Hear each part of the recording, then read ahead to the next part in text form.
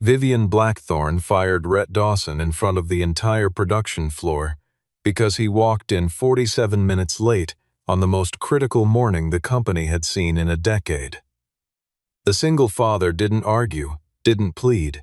He unclipped his badge and set a scorched component on her desk with the quiet precision of a man who had done far more that morning than anyone in the room knew. Seconds after the gate closed behind him, the floor manager came running, face pale. "You just fired the man who spent all night fixing your Ferrari." Vivienne turned to the window just as the engine turned over, clean, smooth, and silent as an accusation. The component Rhett left behind wasn't evidence of a repair. It was evidence of something far worse.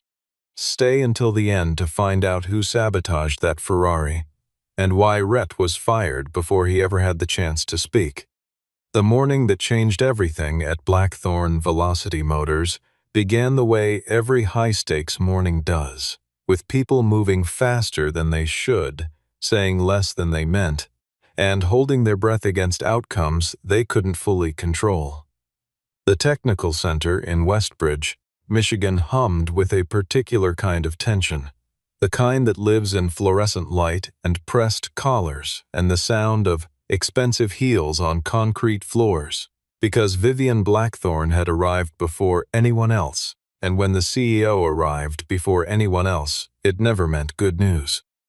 She had three things on her mind as she walked the floor. The international partners flying in to finalize a $300 million collaboration. The board members who had been quietly circling her leadership since a prototype failure the previous week, and the 1963 Ferrari 250 GT Lusso that her late father had driven to every major milestone of his life, and which she had planned to drive herself to the signing ceremony that afternoon. The Ferrari had been brought in the night before with an engine fault nobody could fully explain. A low rumble in the power delivery that felt wrong in a way that was hard to quantify but impossible to ignore. And when Vivienne asked what the status was, her floor manager Malcolm Whitaker told her it had been handled, that a man had stayed through the night, and that the car would be ready. What Vivienne did not know, and what nobody had told her yet, was exactly who that man was, and exactly what he had given up to make that car run clean by morning. Rhett Dawson walked through the main entrance at 7:47. 47 minutes after his scheduled shift, wearing a shirt that hadn't been ironed, eyes that hadn't been closed, and the particular stillness of someone who has already done a full day's work before breakfast. He moved through the floor without rushing, without excuses, and without any sign that he understood the silence forming around him. The way heads turned and conversations dropped, and hands paused over clipboards. Vivian Blackthorne saw him from across the floor and felt something she rarely allowed herself at work. The cold, quiet certainty of being disrespected, not in a loud or obvious way, but in the most insulting kind, the kind that assumes you won't notice or won't act. She had been awake since 5 in the morning, carrying the weight of a deal that could preserve 300 jobs and position Blackthorne among the top independent performance manufacturers in North America. And a man who had worked there for 6 years had decided that this particular morning, of all mornings, was a fine time to walk in nearly an hour late. She met him in the middle of the floor, where everyone could see because she had learned early in her tenure that allowing one violation to pass unaddressed in private was an invitation for a dozen more to follow in public. She asked him directly and without warmth why he was late. Rhett looked at her with the expression of a man calculating whether an explanation would be received. And something about the crowd gathering behind her, the partners arriving within hours, and the way this moment felt already decided told him it wouldn't, that whatever he said would be weighed against the optics of tardiness on the worst possible day and found wanting. So he said the only thing that felt true without being a justification: "I finished what needed to be done." It was not the answer Vivienne was looking for, and it landed exactly as she feared it would. like arrogance dressed in calm clothes. Laurel Winslow, the HR director, stepped forward at that moment with a tablet, noting quietly that the overnight shift system showed no record of Rhett logging after-hours work, and that the previous evening's schedule reflected him clocked out at his regular time. Vivian asked whether this was the first time he had treated his hours as optional. Rhett said he had not been late once in 6 years. She said a clean record did not erase the morning standing in front of her. The termination was immediate and public, delivered in the measured, controlled tone Vivian used whenever she needed a decision to feel final. Rhett did not argue, did not raise his voice, did not ask for a second conversation. He unclipped his employee badge and set it on the nearest surface, handed over his tool locker key with the same hand he would have used to pass a wrench, and then reached into his jacket pocket and placed a small, scorched component on the corner of her desk, a piece of something, blackened at one edge, with a production marking barely visible along its casing, and said, without looking at anyone in particular, that Malcolm would understand what it was. Then he walked toward the exit with the even, measured pace of someone who had decided the conversation was over before it was offered. Nobody stopped him. Nobody called after him. The floor stayed quiet until the sound of the outer gate had faded, and then the silence was broken not by Vivienne but by Malcolm Whitaker, who came through the far bay doors at a jog and looked at the termination form in Laurel's hand the way a man looks at a bill for something he'd already paid. He didn't raise his voice. He didn't have to. He stood in the middle of that floor and said, with the kind of steadiness that only people who have nothing to gain from lying can manage, "You just fired the man who spent all night fixing your Ferrari." Vivienne did not move.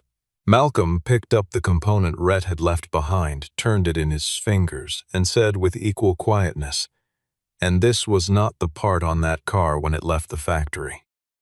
The night before had begun at 6:53 in the evening when the Ferrari was rolled into the main service bay on a flatbed, its engine throwing a sound that Malcolm described as off in a way that would scare you on a highway.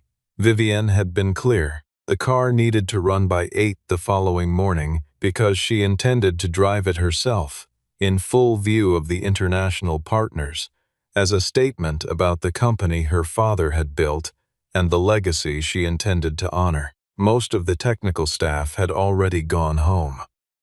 The ones who remained were junior technicians who knew performance engines in the way a student knows a textbook. Enough to recite the principles, not enough to hear the problem. Malcolm called Rhett because Rhett was the only person on the floor that night who had spent years working performance vehicles before coming to Blackthorn, who had once served as a calibration engineer on endurance race teams before he left that world behind for something slower and more stable, and who could diagnose a misfiring system by the interval between pulses in a way that was more art than procedure. Rhett had been gathering his things to leave when the call came, already mentally calculating the pickup time for his daughter Mila, who was 13 and accustomed to her father's hours, but never fully comfortable with uncertainty. He arranged for a relative to cover the evening, confirmed the arrangement twice, and came back to the bay with the quiet, settled focus that everyone who had ever worked alongside him recognized as the signal that the problem was about to get solved. He worked through it systematically, starting at the ignition system, following the timing chain, checking the distributor cap, tracing every wire in the firing sequence.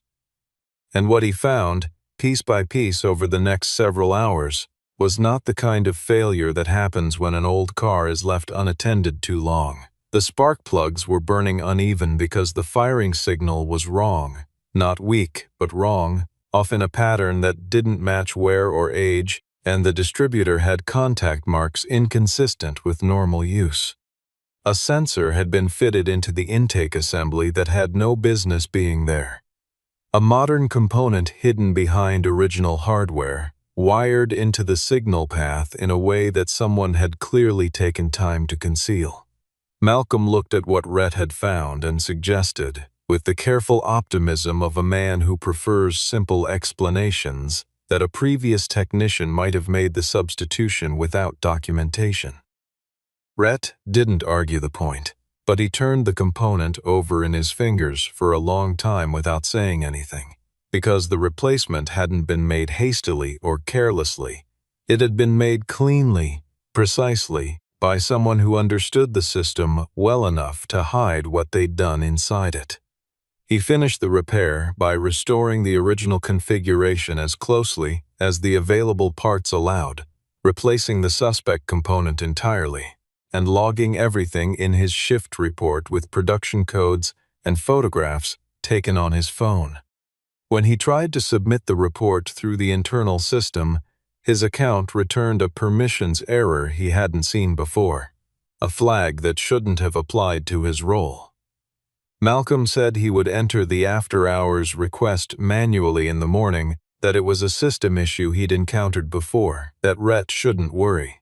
Near dawn, working through the component's production markings under a work light, Rhett found a code he recognized, AC9. A designation he had seen on documents from the Tempest R development program, a project he had no formal access to. He photographed the marking, noted it in his personal log, and set the component aside where Malcolm would find it.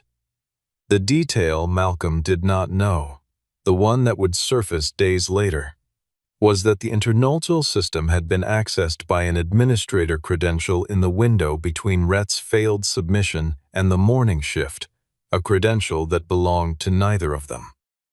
Rhett left the building at 6:51 in the morning, with the Ferrari running clean behind him, drove home, showered, and discovered that the person scheduled to watch Mila had canceled. Not with explanation. Simply a message that arrived as he was pulling on his jacket. He drove Mila to a relative's house, got caught in traffic on the bridge approach, and walked into Blackthorn Velocity Motors 47 minutes late, carrying nothing he could prove and nothing he intended to defend. The reversal began within minutes, but minutes, in cases of public humiliation, is already too long. Vivian heard Malcolm's account and turned to Laurel with the kind of controlled urgency that is more frightening than anger, the kind that says the problem has been identified and must now be corrected before it calcifies. Laurel confirmed what Vivian already knew in the part of her mind that had gone cold the moment she saw Malcolm's face. The system had no record, the termination had been processed, Rhett's access credentials had been deactivated within the standard automated window, and while the technical path to reversing it existed, the practical path to undoing the moment it represented did not. She could rescind the paperwork. She could not rescind the floor, watching Rhett Dawson walk out of a building he had served without a single absence for 6 years, carrying nothing but a scorched part and his silence. Vivienne called him directly. He didn't answer. She had her assistant send a formal message requesting an immediate meeting, framed as an urgent matter requiring his expertise. The response came through Malcolm an hour later, passed along without editorial comment in the way people relay things they are not fully comfortable saying. I'm not going back somewhere that needed to see my badge number or the car I fixed before it was willing to hear what I had to say. Vivienne sat down, set the message aside, and looked at the Ferrari. Parked in the display bay now, returned from the morning run, and thought about everything the car had not told her, and everything she had not thought to ask. The launch event proceeded because there was no viable alternative. The partners were present, the agreements were drafted, and pulling back at that stage would have cost more in uncertainty than anything it might have saved. Vivienne drove the Ferrari to the venue herself, as planned, and it ran exactly as Rhett had left it. Smooth, responsive, and quiet in the way an engine is quiet when someone has taken the time to fix it right, rather than just well enough to pass inspection. But she could not stop thinking about the component Malcolm had carried to her desk, could not stop turning over the implication that a part with no business being inside that car had been placed there by someone who knew exactly what they were doing, and had been discovered and removed by someone who had then been fired the next morning before he could tell anyone why it mattered. Inside the venue, during the preliminary presentation of the Tempest R prototype, the thermal monitoring display registered an anomaly in the engine management system. Graham Prescott, the lead engineer, was standing close enough to see it and moved with practiced efficiency to silence the alert before any visiting partners noticed, then stood very still for the rest of the presentation with the expression of someone managing a calculation they do not yet have all the numbers for. Sterling Ashcombe, the COO, watched from across the room with the particular attentiveness of someone for whom this moment was not surprising, who had been watching for it. In fact, the way a navigator watches for a landmark they already know is coming. In the days that followed, Sterling guided the narrative in the controlled, elegant way he guided all things. Quietly, through suggestion, through the arrangement of emphasis rather than the statement of falsehood. He told Vivienne, and later the board, that Rhett was a skilled but disaffected technician, that the decision to stay late had not been selfless, and that a man who placed a mysterious component on the CEO's desk on his way out the door was making a statement rather than a report. He suggested the disruption could be contained, that the right move was to avoid elevating a grievance into an incident, and he mentioned, almost as an aside, that Ashcombe Performance Systems was prepared to take on the component validation work for Tempest R at a fraction of the current development timeline. Malcolm, meanwhile, was reviewing camera logs, and what the camera logs showed was a 12-minute gap in the overnight recording, precisely centered on the period when Rhett had removed and photographed the suspicious component, and that the access credential used to clear the after-hours overtime request belonged to a junior technical assistant who reported, in the organizational chart, directly to Sterling Ashcombe.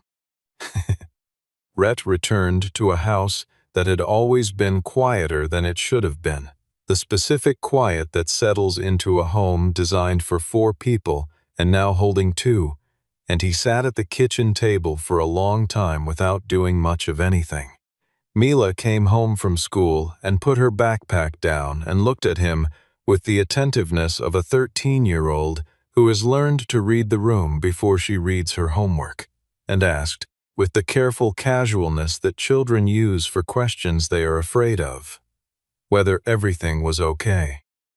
He told her the company had decided they didn't need him in the same way anymore, which was true in the narrowest sense, and that he was going to figure out the next move, which was also true, and that she didn't need to worry about the house, which was the only part he wasn't entirely certain of. She said okay, took her backpack upstairs, and he heard her start to draw, pencil on paper, the sound she made when she was processing something she wasn't ready to talk about. And he sat with that sound for a while before he started thinking about what came next. What came next was a phone call from Carradine Apex Automotive, arriving with the suspicious speed that follows a public dismissal in a small industry, where everyone watches everyone else's movements the way weather systems watch each other. The offer was detailed, generous, and structured in a way that suggested someone had spent considerable time thinking about exactly which number would make a single father with a mortgage say yes before he thought too hard about what he was agreeing to.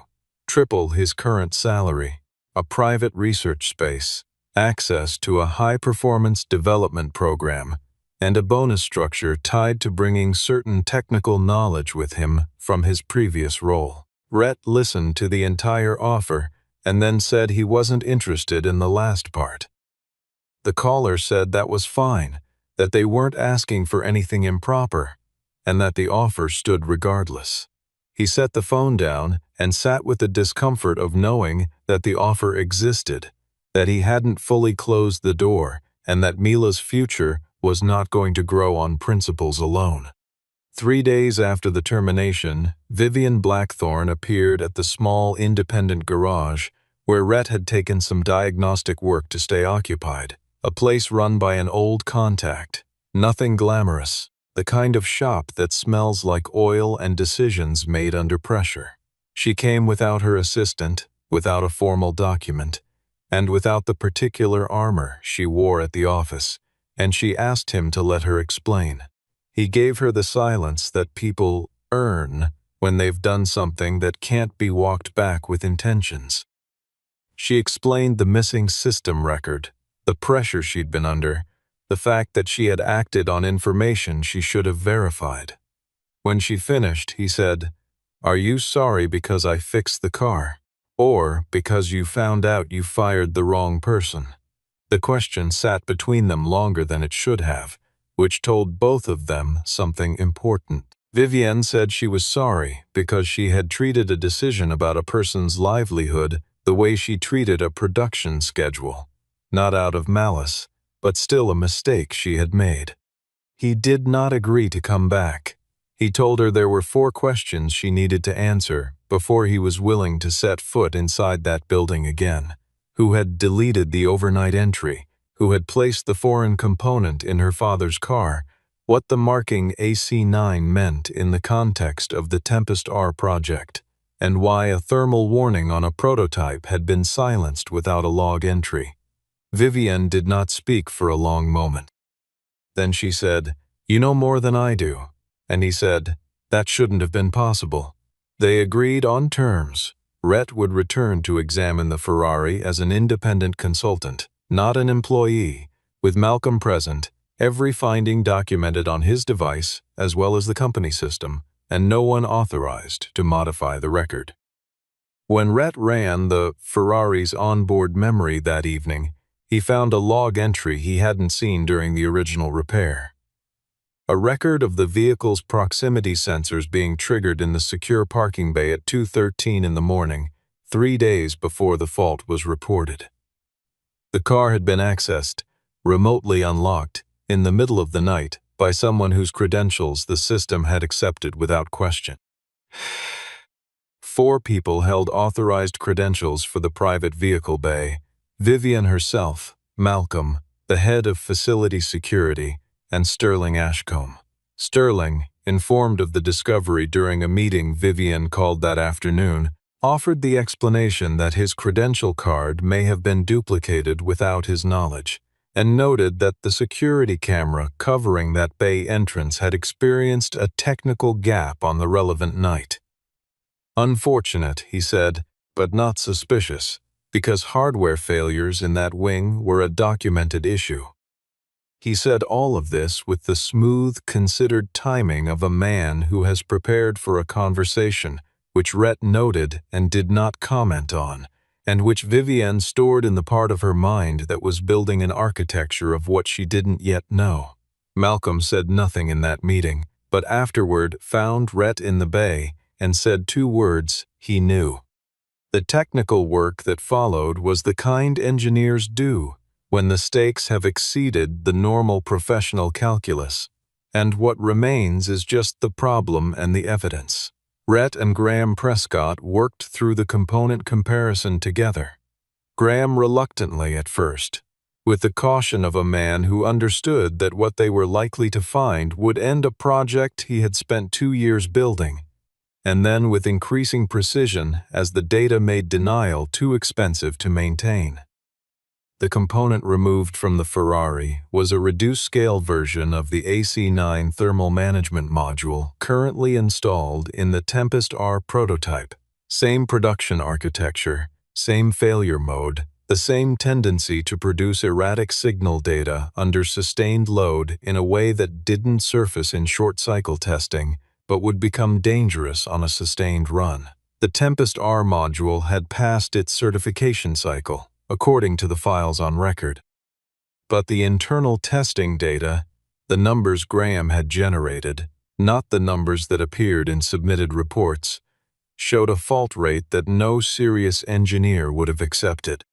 Graham told Rhett, in the flat tone of someone who has been carrying a weight too long, that he had flagged the issue in writing 4 months earlier, and that the report had been returned by Sterling's office with a note that the data was insufficient to constitute a finding, and the project timeline didn't permit a full re-evaluation of the supplier.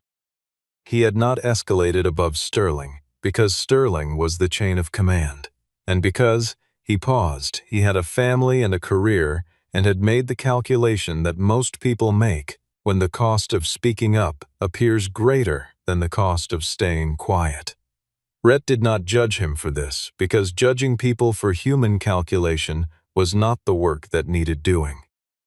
The picture assembling itself was precise and terrible, a foreign component placed inside a beloved car that was never supposed to fail publicly on the day the CEO was behind the wheel. The same component's parent module deployed inside a prototype positioned for a $300 million international agreement. Testing records falsified to suppress fault data, and the man who had discovered the first piece of this puzzle repaired it successfully and attempted to report it, removed from the building the following morning before his account could be heard. If the Ferrari had failed at the signing event, the narrative would have been unmistakable. Vivienne's own team couldn't maintain a 60-year-old classic. Her flagship prototype carried undisclosed technical risk, and the leadership responsible for both was no longer credible. The solution that would then have been offered, a new supplier, externally validated, with an existing certification record, was Ashcombe Performance Systems, the company in which Sterling held a private financial interest he had never disclosed to the board. Rhett looked at the component for a long time before saying anything, and what he said was quiet but precise. He didn't just try to embarrass her, he tried to make her a liability. Then, after a pause, and I was the one who got in the way, Vivienne, listening from the doorway, said nothing for a long moment. Then she asked him what he thought they should do. He said, "Stop the test that's scheduled for tomorrow morning." She asked why. He said, "Because the authorization on file has your signature on it, and you told me you never signed it." And she had. Vivienne stopped the test with a directive issued directly to the floor, bypassing Sterling's office entirely, and the prototype sat in the bay while the authorization question moved from a technical anomaly to a formal security matter in the span of about 40 minutes. Sterling arrived with the composure of someone who has planned for resistance and found it earlier than expected, and he made his argument in the conference room with the board liaison present. The test was scheduled. The partners had been informed a delay at this stage would introduce doubt into a deal 72 hours from closing, and the available evidence for any irregularity was circumstantial at best and originated with a recently terminated employee who was, Sterling noted with careful emphasis, currently in active conversation with Carradine Apex. He was not wrong about this last point, and the room felt it. Rhett was asked to present his findings directly to the board liaison because Vivienne understood, with the clarity that arrives when the stakes become existential, that she could not be the sole voice in this room, that if she was the one making the case, Sterling could reframe the entire situation as a leadership dispute between two executives, and the board would do what boards always do when they sense instability: choose certainty over correctness. Rhett stood in front of the room with no presentation, slides and no interest in the political geometry of what he was walking into, and laid out the data: thermal failure rates, signal deviation timelines, the physical evidence from the Ferrari component, the chain of access logs, the 12-minute camera gap, the deleted overtime entry. He said, "Don't take my word for it. Take the numbers that were paid for and then buried." Graham Prescott confirmed the testing data from his own records.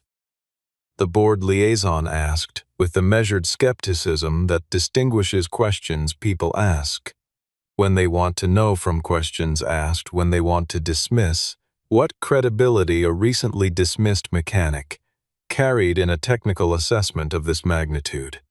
Rhett said, "The credibility of a man who found this problem before anyone in this building was looking for it."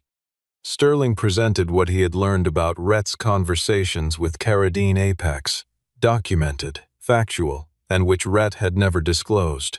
He framed the arc with the economy of a skilled narrator. A disaffected technician, denied advancement, reaches out to a competitor, creates a crisis using access to a valuable vehicle, positions himself as the expert who resolved it, gains proximity to the CEO, then introduces technical risk into a sensitive procurement decision in a way that, by remarkable coincidence, benefits the competitor he had been negotiating with. It was a story built entirely from true pieces that assembled into a false picture, and Vivienne felt the room moving toward it the way rooms move toward explanations that ask less of everyone. Rhett said, "I talked to them. I didn't sign anything, and I didn't share anything belonging to this company." Vivienne asked why he hadn't told her. He looked at her steadily and said, "You ended my employment. What I did with my time after that wasn't yours to review." The distance between them returned in that moment, clean and sharp, and both of them felt it. Malcolm's voice cut through from the corner, where he had been standing with a tablet showing a batch verification record. The AC9 component from the Ferrari bore a microstamp corresponding to a test lot that Ashcombe Performance Systems had certified as destroyed 8 months prior. Sterling looked at the tablet. For the first time in the meeting, he said nothing for several seconds, and that silence was its own kind of answer.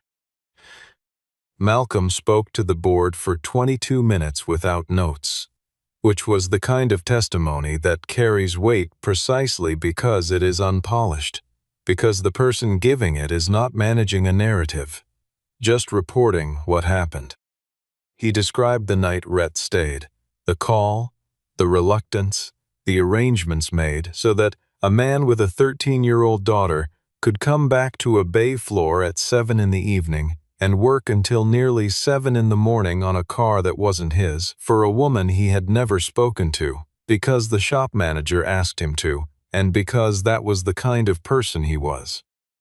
He described the system error that prevented Rhett from submitting his own overtime record, the promise he'd made to enter it manually in the morning, and arriving the following day to find the termination already in process, the record gap already present, and the decision already irreversible in the way that public decisions always are, regardless of the paperwork. And then he said something the room needed to hear in plain language, without ceremony. Someone knew Rhett would be late that morning. They knew before he did. Laurel Winslow had spent the prior 2 days auditing the HR trail, driven partly by professional obligation and partly by the particular discomfort of someone who has signed a document they are no longer confident in. What she found was a sequence that does not occur naturally. The tardiness report on Rhett had been created as a system entry at 7:12 in the morning, 35 minutes before he walked through the door. The termination form template had metadata showing it had been populated the previous evening, before the overnight shift had even ended. Sterling's technical assistant had submitted a digital request for attendance monitoring on Rhett's specific employee ID at 11:47 the night before, and the inbound call Rhett had placed to the facility, the one he made from his car while running late, the call that Vivienne never received, had been routed to a general queue and flagged as low priority by a setting modified earlier that same morning. This was not impulsive. This was built. Someone had known Rhett would finish the overnight work, had known his childcare arrangement could become unpredictable, had known the system gap would leave him without documentation, and had designed a corridor of decision points that would lead Vivienne to the conclusion she reached without anyone needing to lie to her directly. Sterling had not created the childcare problem. He was not responsible for a caregiver canceling, but the backup care service Rhett used was managed through a vendor network that, Laurel later confirmed, shared a procurement relationship with an Ashcombe subsidiary. Whether the cancellation was manufactured or merely convenient, the preparation built around it was deliberate. Vivian sat with this in a way that required something more demanding than anger. It required her to follow the chain of causation past Sterling and into her own choices, to identify the exact moments where she had handed operational authority to a man whose loyalty she had accepted at surface value because the alternative was spending attention she had allocated elsewhere. She had given Sterling control over procurement validation because she was managing the financing structure for the $300 million agreement and had trusted the process to hold. She had signed off on the Ashcombe contract expansion without reviewing the supplier disclosure forms personally, because her desk had been carrying 4 simultaneous crises, and that one had looked clean in summary. She said this to the board, not as a defense, not as an accusation of Sterling, but as an accounting of her own. She said, "I signed the termination. Sterling manipulated the data, but I was the one who chose not to verify." One of the board members looked at her the way people look at someone doing something unexpected, and nobody said anything for a moment. Then Sterling said, with the composure of a man who still believes he holds the final card, that an admission of process failure was not the same as a path forward, that the company still needed a decision about the test run and the partnership and the supplier, and that none of those decisions could wait for an investigation that might take weeks. He said, "The deal doesn't close without me." And he was, technically, not wrong. Because he had spent 2 years building himself into the architecture of the agreement, which had been, Rhett understood now, the point all along. The board gave Vivian the choice in the terms it always presents itself. The safe path that preserves the existing deal and requires looking away, or the correct path that disrupts everything and might cost the company more than anyone was sure it could absorb. Several members made the argument that no vehicle had actually failed, that the Ferrari had been repaired before anyone was hurt, that the module in the Tempest R had not yet produced an incident, and that a 6-week delay announced proactively was categorically different from a defect disclosed under legal obligation. One member said, with the authority of someone who has survived difficult quarters before, "We can replace the part quietly and protect the timeline." Another said, "We have no legal obligation to disclose a potential issue that exists only in internal testing." Rhett did not have a fortune to offer and did not pretend otherwise. He was a mechanic who had spent a night fixing a car and found something in it he couldn't unfind. What he had was a technical proposal: replace the AC9 module across the entire Tempest R system, delay the launch by 6 weeks, commission an independent validation from a third-party testing house, source replacement components from a supplier with no connection to any current executive, invite the international partners to observe the validation process directly, and disclose the delay in terms that described a quality enhancement rather than a defect correction. It was expensive, slow, and honest. It was the difference between a company that survived a crisis by managing it, and a company that survived one by pretending it hadn't happened until it happened loudly enough to be unavoidable. Vivian looked at the board and made the call without theatrical buildup, in the same direct tone she had used to fire Rhett Dawson, which was, he noted quietly, the most appropriate possible symmetry. Sterling Ashcombe was suspended from operational duties pending an independent investigation into procurement irregularities, unauthorized system access, falsification of certification data, and an undisclosed financial relationship with Ashcombe Performance Systems. Sterling's composure broke for the first and only time in that room. He said she was making a decision that would end her tenure, that the board could not survive the stock response to a voluntary delay of this scale, that she was handing the company to people who didn't understand what they were protecting. She looked at him for a moment without the performance of strength that powerful people sometimes use to demonstrate they are not afraid, and said, "If keeping this seat requires me to put an unsafe vehicle on the road, you can have the seat." What happened next was not the catastrophe Sterling had promised. The international partners, reached directly by Vivienne within the hour, did not withdraw. They were already in possession of data suggesting Ashcombe Performance Systems had also provided them with specification documents that didn't fully match the components in the delivery pipeline, a discrepancy they had been internally debating how to raise for 3 weeks. They agreed to the voluntary delay, welcomed the independent validation, and proposed a modified agreement structure that actually strengthened Blackthorn's position by removing Ashcombe from the supply chain entirely. The deal did not die. It changed shape, and the change was better than what it replaced. The email that Malcolm found in Sterling's recovered files 3 days later was the final piece, a message sent to a senior contact at Caradine Apex 11 months earlier, describing a plan to create the conditions under which Vivienne Blackthorn would be replaced by a board-appointed interim team, at which point the Tempest R project rights would be transferred at a valuation, reflecting a company in crisis rather than one on the verge of a major international partnership. Sterling had not been trying to run Blackthorn. He had been trying to break it and sell the pieces.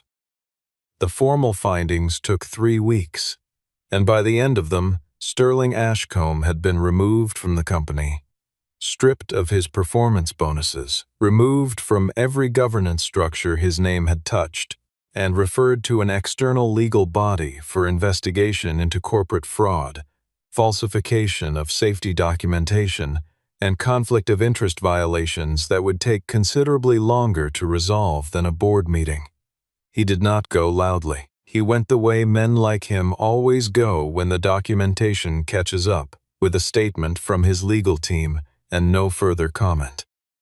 The public record was corrected with the speed that public records are corrected when it becomes legally prudent to do so, and the company's official communication confirmed that Rhett Dawson had performed an authorized after-hours repair on the evening in question, that his employee record had been subject to unauthorized alteration, that the termination decision had been made on the basis of falsified information, and that the decision was formally rescinded. Vivienne announced the creation of a new role, Director of Technical Safety, independent of the operational chain of command, and offered it to Rhett directly, in writing, with terms that reflected what the position actually required rather than what was administratively convenient. Rhett read the offer and sat with it the same way he sat with things that mattered, quietly for long enough to know what he actually thought. Then he replied, not with a refusal and not with an acceptance, but with a set of conditions that made the offer real rather than ceremonial.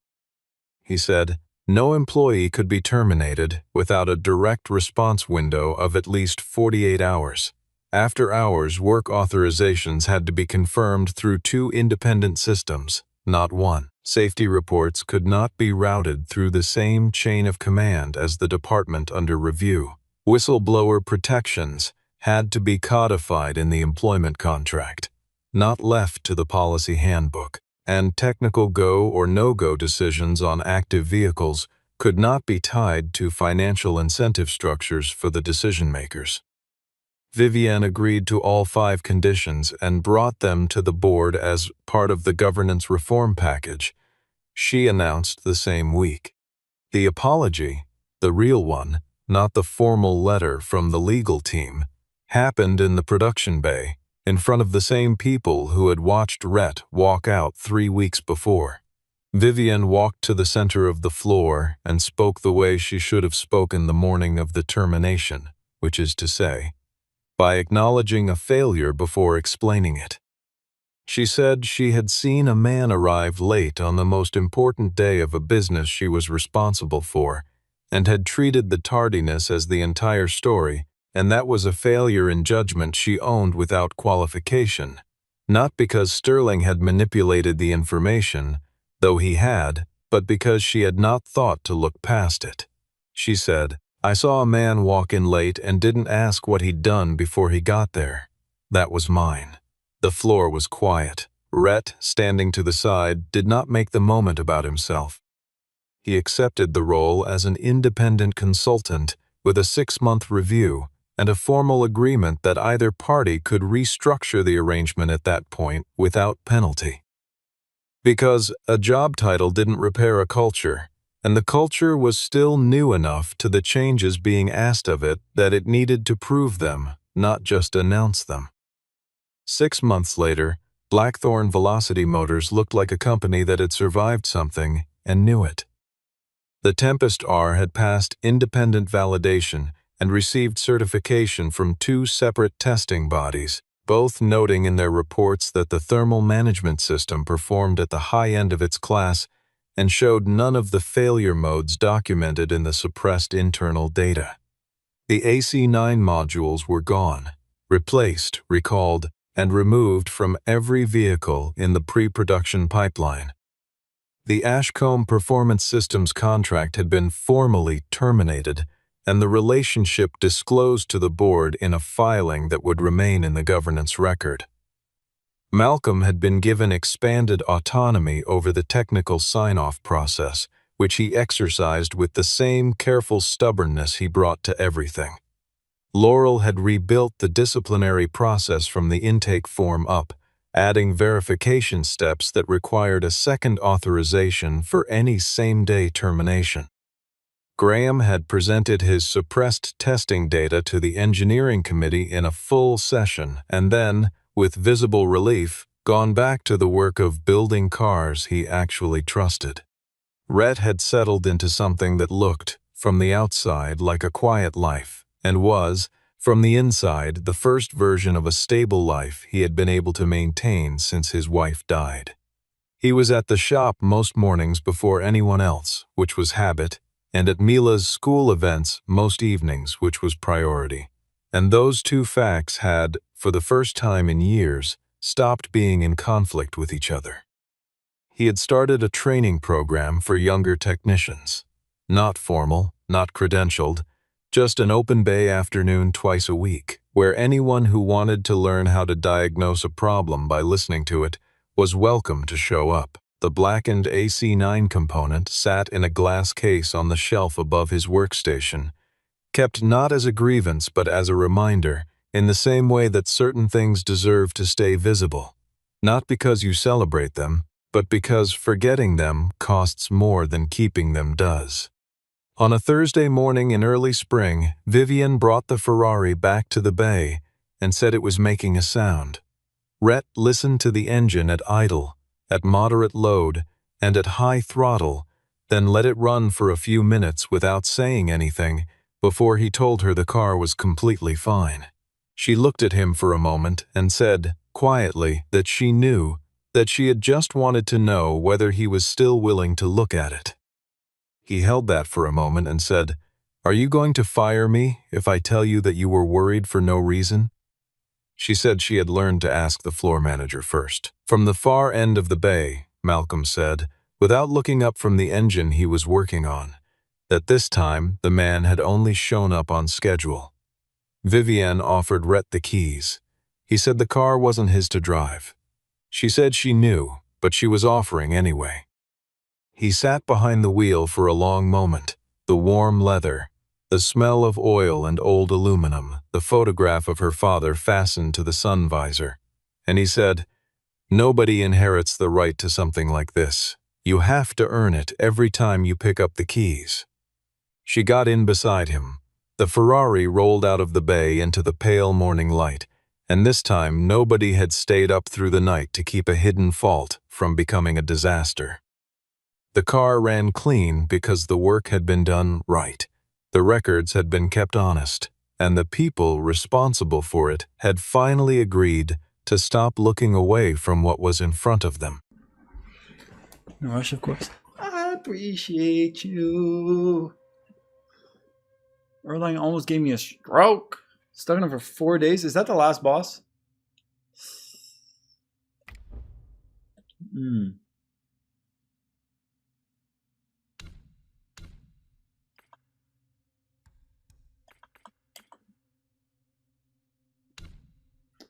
It's been a minute, so I'm gonna have to get used to this again.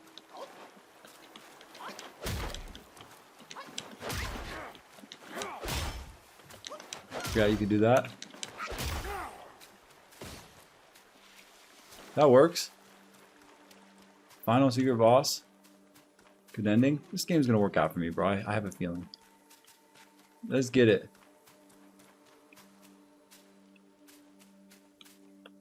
Oh shit.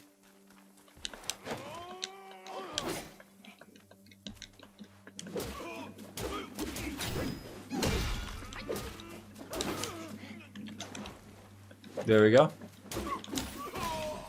Beautiful. Great Sage is the last boss, but Erlang is tougher, I think. Oh, okay.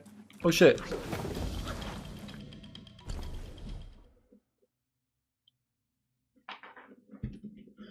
Grab the Skanda form.